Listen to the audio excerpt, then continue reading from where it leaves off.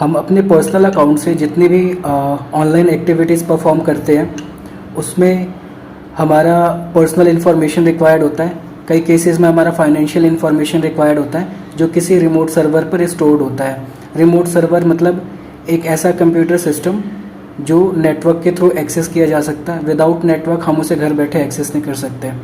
In simple language तो हमारा data जो दूसरे मतलब हमसे दूर रिमोट सर्वर्स पे स्टोर्ड है, अगर वो सर्वर फेल हो जाए, जिस सिस्टम पर हमारा डेटा स्टोर्ड है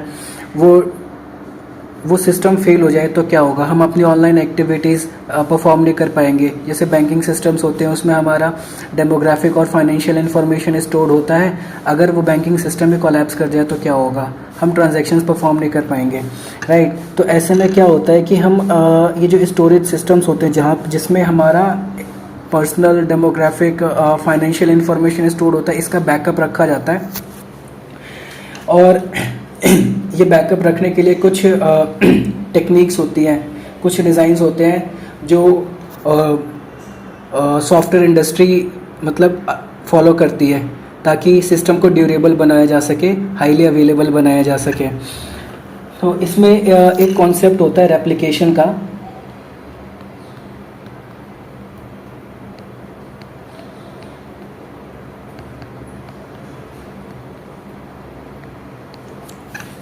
तो रेप्लिकेशन में क्या होता है कि हमारा डेटा जिस डेटाबेस पे, जिस स्टोरेज सिस्टम पे स्टोर्ड है,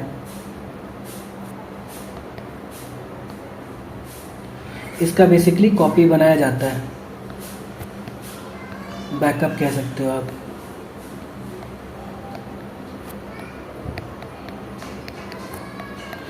राइट।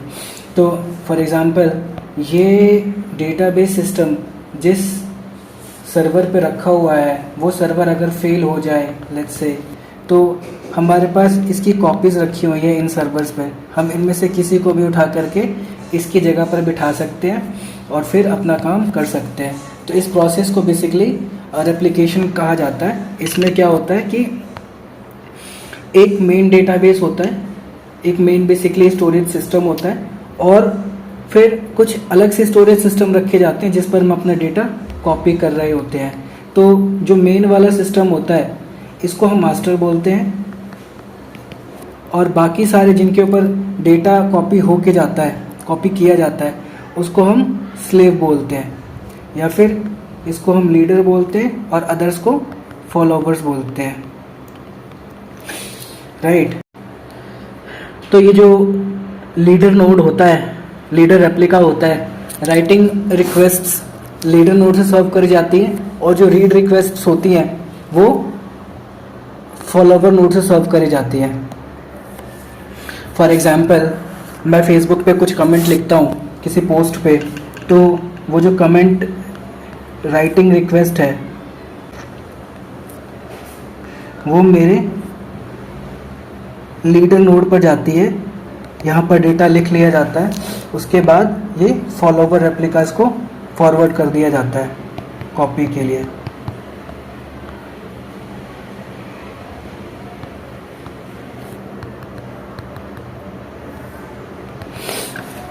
इसमें ये जो कॉपी वाला प्रोसेस होता है लीडर से फॉलोवर पे, इसके दो तरीके होते हैं। एक सिंक्रोनस वे में होता है और एक एसिंक्रोनस वे में होता है। तो जो सिंक्रोनस वे होता है उसमें क्या होता है कि लीडर जो है, इस पेज पे दिखाता हूँ मैं, जो लीडर है, यूज़र ने कोई यूज़र कोई रिक्वेस्ट भेजेगा, वो लीडर पे जाएगा और लीडर से वो रेप्लिका पर जाएगा कॉपी होने के लिए। फिर रेप्लिका से रिस्पॉन्स आएगा, फिर लीडर उसको पिक करेगा और फिर यूज़र को कंफर्म करेगा कि राइटिंग कंफर्म्ड है, राइटिंग हो चुकी है। तो क्या हुआ कि एक टाइमलाइन बना लेता हूँ मैं, टाइमलाइन के थ्रू दिखाता हूँ इसे कैसे होता है।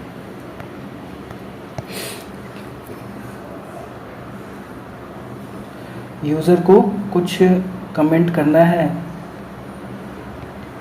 तो कमेंट की रिक्वेस्ट फायर करी, वो गई लीडर नोड पे गई। उसके बाद लीडर नोड ने क्या किया, उस रिक्वेस्ट को प्रोसेस किया और अपने रेप्लिका को एक सिंक्रोनस वे में भेज दिया।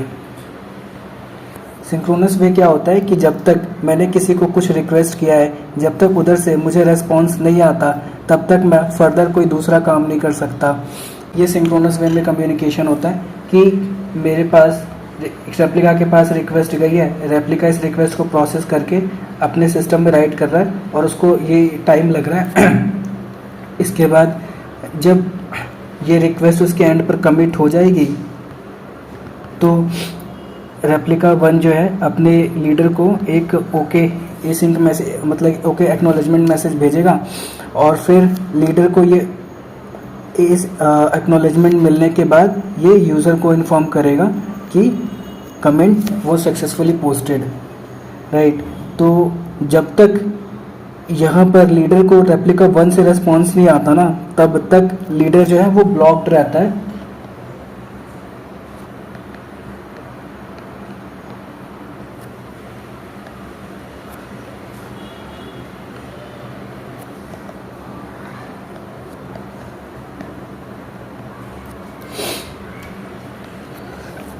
राइट, ब्लॉक्ड रहता है और ये तभी अनब्लॉक होता है जब इसको रेप्लिका 1 से रेस्पॉन्स आ जाता है और ये यूज़र को जो है एक एक्नॉलेजमेंट भेज देता है। तो ये सिंक्रोनस वे होता है। अब एसिंक्रोनस वे क्या होता है? एसिंक्रोनस वे में क्या होता है कि यूज़र से रिक्वेस्ट जाती है, एसिंक्रोनस, इसमें यूज़र है, लीडर है और रेप्लिका है, राइट। ये टाइमलाइन है। इसमें कुछ कमेंट किया लीडर पे गया ये रिक्वेस्ट, लीडर पे रिक्वेस्ट गया तो इसने इसको ये फॉरवर्ड कर दिया। अब ये प्रोसेस कर रहा है, प्रोसेस करके अपना ये रिस्पॉन्स देगा अभी, राइट। लेकिन क्या होता है, इधर ये रिक्वेस्ट भेजने के बाद यहाँ पर ये यहाँ से अपने एंड से एक ओके भेज देता है। अपने एंड पर प्रोसेस कर लिया डेटा, अपने एंड पर प्रोसेस, इधर एक रिक्वेस्ट भेज दी कॉपी की और इधर अपने एंड प्रोसेस कर लिया। अपने एंड प्रोसेस होते ही ना इधर ये ओके रेस्पॉन्स भेज देता है सक्सेस का। और मीनवाइल लेट्स से ये एसिंक्रोनस वे में अपना प्रोसेसिंग कर रहा है, अपने एसिंक्रोनस वे में प्रोसेसिंग करने के मतलब कि अपने एंड पर डेटा राइट कर रहा है। राइटिंग सक्सेसफुल हो जाने के बाद यहाँ से ये सक्सेस या फेलियर का एक रेस्पॉन्स दे देता है, राइट। तो यहाँ पर एसिंक्रोनस वे में क्या होता है कि लीडर रेप्लिका जो है ये वेट नहीं करता अपने फॉलोवर रेप्लिका से रेस्पॉन्स आने का, एक एक्नॉलेजमेंट आने का। तो रेप्लिका के एंड पर डेटा सक्सेसफुली राइट हुआ या नहीं हुआ उसके लिए ये वेट नहीं करता, अपने एंड पर ये डेटा राइट करके कॉपी रिक्वेस्ट फॉरवर्ड करके अपने क्लाइंट को एक एक्नॉलेजमेंट दे देता है कि मेरे एंड पर डेटा सक्सेसफुली रिटर्न है। तो ये सिंक्रोनस और एसिंक्रोनस तरीके होते हैं कम्युनिकेशन के, राइट। और इसके बाद अब देखते हैं कि एक सिंगल नोड सेटअप करना तो आसान है, एक सिंगल डेटाबेस सेटअप करना, लेकिन इसके फॉलोवर्स कैसे सेटअप किए जाते हैं। इसमें क्या होता है कि फॉलोवर्स में एक तो ये तरीका है कि हम सिंपल फाइल्स कॉपी कर लें, सारी फाइल्स को कॉपी, यहाँ से डेटा आ रहा है और उन फाइल्स को उठा के हम इधर कॉपी किए जा रहे हैं। लेकिन ये तरीका जो है वो इनकंसिस्टेंट डेटा में रिजल्ट कर सकता है। इनकंसिस्टेंट कैसे? क्योंकि मास्टर एंड पर डेटा जो होता है हमेशा इनफ्लक्स रहता है, मतलब हमेशा डेटा राइटिंग के लिए आ रहा होता है, उसके ऊपर हाईली अवेलेबल सिस्टम है तो उसके ऊपर डेटा आता रहेगा। और अगर हम एक एक फाइल उठाकर कॉपी करेंगे तो हो सकता है कि यहाँ पर जब फाइल कॉपी हो रही हो तो उस पॉइंट पर इधर से भी कुछ डेटा लिख दिया गया मास्टर नोड पे, तो डेटा जो है वो मिसमैच करेगा। कभी कोई रिक्वेस्ट फॉलोवर पे लैंड करी और कभी सेम डेटा के लिए रिक्वेस्ट मास्टर पे लैंड करी तो डेटा जो है वो मिसमैच करेगा, इनकंसिस्टेंट हो जाएगा, राइट। तो ये मतलब merely copying the files doesn't work here. फिर एक दूसरा तरीका होता है कि हम अपने डेटाबेस को लॉक कर दें। डेटाबेस को लॉक करने का लेकिन नुकसान ये है कि सिस्टम में मतलब उसका वो सिस्टम काइंड ऑफ स्लो हो जाएगा और स्लो होने की वजह से मतलब लॉकिंग की वजह से दूसरी रिक्वेस्ट जो होंगी वो परफॉर्म नहीं हो पाएंगी, लॉक के रिलीज़ होने का वेट करना पड़ेगा उन्हें। तो लॉक DB, राइट, लेकिन ये मेक्स द सिस्टम अनअवेलेबल।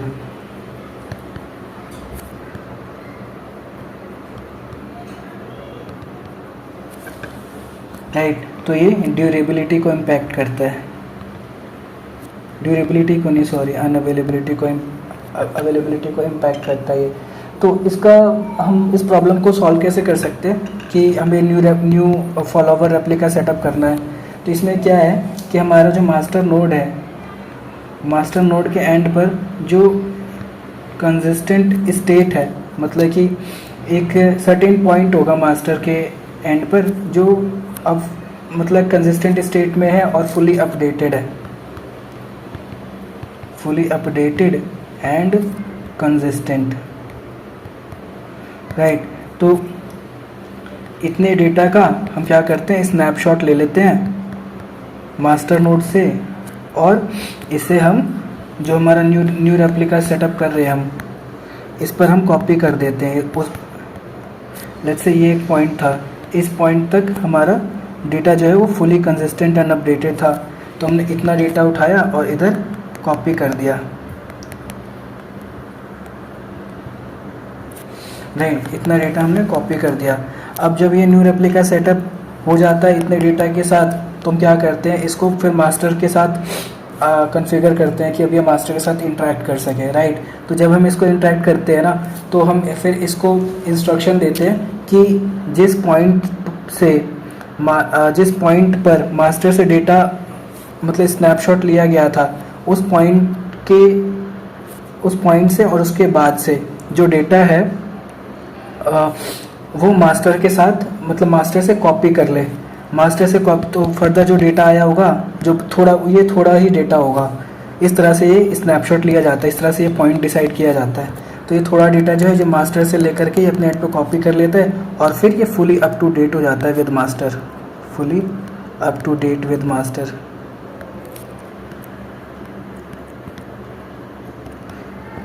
तो इसको हम बोलते हैं has catch up with the master.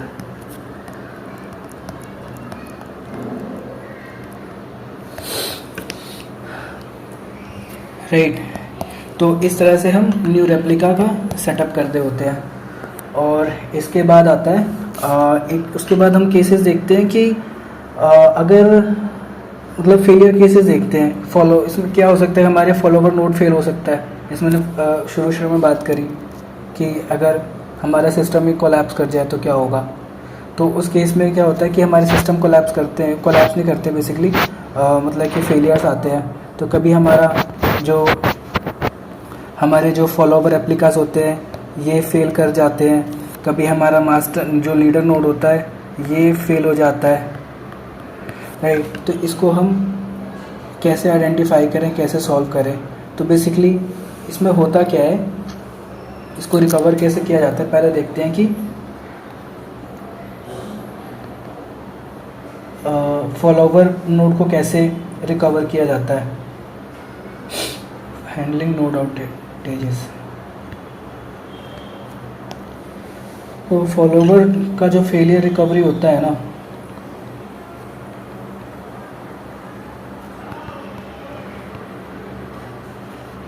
इसको हम कैचअप रिकवरी भी बोलते हैं।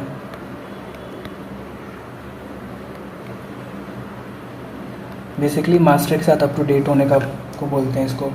तो क्या होता है कि ये प्रोसेस जब फॉलोवर नोड फेल होता है तो वो थोड़ा सा सिंपल होता है उसकी रिकवरी कैसे। इसका जो रेप्लिकास होते हैं हमारे फॉलोवर रेप्लिकास, इनकी लोकल डिस्क पर डेटा कॉपी हो रहा होता है, मतलब इनकी लोकल डिस्क होती है, राइट। जो लोकल डिस्क होती है उस पर भी डेटा ये लोग अपने एंड पर रख रहे होते हैं। तो स्नैपशॉट्स बना के अपने लोकल डिस्क पर डेटा रख रहे होते हैं। ऐसे में जब हम इसका या तो सेम रेप्लिका लेकर के आए, या मतलब जो रेप्लिका डाउन हो गया था उसी रेप्लिका को फिर से लेके आए ठीक करके, या कोई नया रेप्लिका लेकर के आ रहे हैं, इधर द फेल्ड रेप्लिका और द न्यू रेप्लिका, राइट। तो लोकल डिस्क से हम स्नैपशॉट इन पर कॉपी कर देते हैं, राइट। उसके बाद जब ये अप हो जाता है, अप हो जाने के बाद तो इसको मास्टर के साथ हम अप टू डेट कर देते हैं।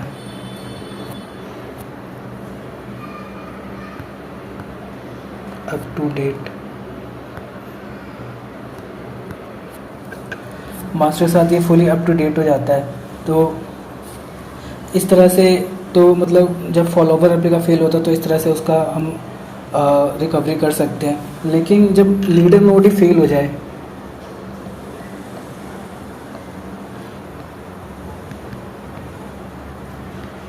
तो उसको कैसे करते हैं?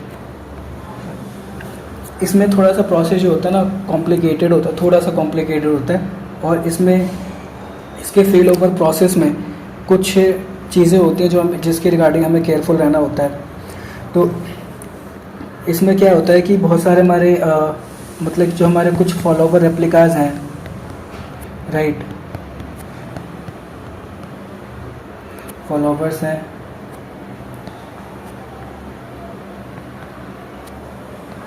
मास्टर है या लीडर, मैं ये इंटरचेंजेबली यूज़ करता हूँ, master, leader, slave, follower, right. तो ये क्या हो गया, हमारा फेल हो गया, फेल हो गया। तो इन फॉलोवर्स में से ही ना हम किसी एक को मास्टर लीडर चूज़ करते हैं, राइट। तो इनमें से हम मास्टर नोड चूज़ करेंगे थ्रू अ कॉन्सेंसस। होता तो यही है कि इसमें most up to date replica को ही चूज़ करते हैं, most up to date replica.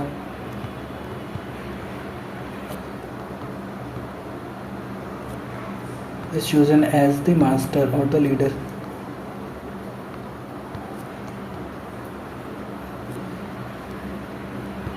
Node और रेप्लिका में इंटरचेंजेबली यूज़ कर रहा हूँ, ठीक है। तो ये हो जाता है, ये जो कॉन्सेंसस होता है बेसिकली ये फॉलोवर्स के अमंगस्ट अपना एक मैकेनिज़्म होता है। तो उस वो एक प्रोसेस होता है, उसके थ्रू ये लोग डिसाइड करते हैं किस रेप्लिका को as a new master promote किया जाएगा, राइट। तो ये एक अपने आप में ही एक प्रॉब्लम है जिसको मैं दूसरी वीडियो में डिस्कस करूँगा। तो एक तो ये चीज़ हो जाती है कि एक नया रेप्लिका चूज़ कर लिया एज ए मास्टर। उसके बाद क्या होता है ना कि जो क्लाइंट इंटरेक्ट कर रहा था, क्लाइंट मतलब कि मतलब जो रिक्वेस्ट, जैसे मैंने एक रिक्वेस्ट करी तो वो एक क्लाइंट पे लैंड करेगी। जैसे ब्राउज़र में मैंने फेसबुक ओपन किया तो उसमें कुछ डेटा फीड किया मैंने, फिर वो डेटा जो है आगे फॉरवर्ड किया जाता है बैकएंड सिस्टम पे। वो जो ब्राउज़र है ना वो बेसिकली एक क्लाइंट है, ऐसे समझ लो। फिर तो क्या होता है कि जो राइट रिक्वेस्ट होती है ना उसके लिए क्लाइंट सिस्टम को भी अपडेट कराया जाता है उसके कल। तो क्लाइंट को अंडरस्टैंडिंग होती है कि उसका मास्टर ये था, राइट रिक्वेस्ट यहाँ जानी थी। लेकिन जब नया नोड आ जाता है ना, न्यू मास्टर, राइट, तो अब क्लाइंट को ना ये कॉन्फ़िगर करना होता है कि भाई अब आपका मास्टर ये नहीं है, अब आपका मास्टर ये है। आपकी नई राइट रिक्वेस्ट जो है ना अब वो यहाँ जाएगी। तो अपडेटिंग क्लाइंट और कॉन्फ़िगरिंग इट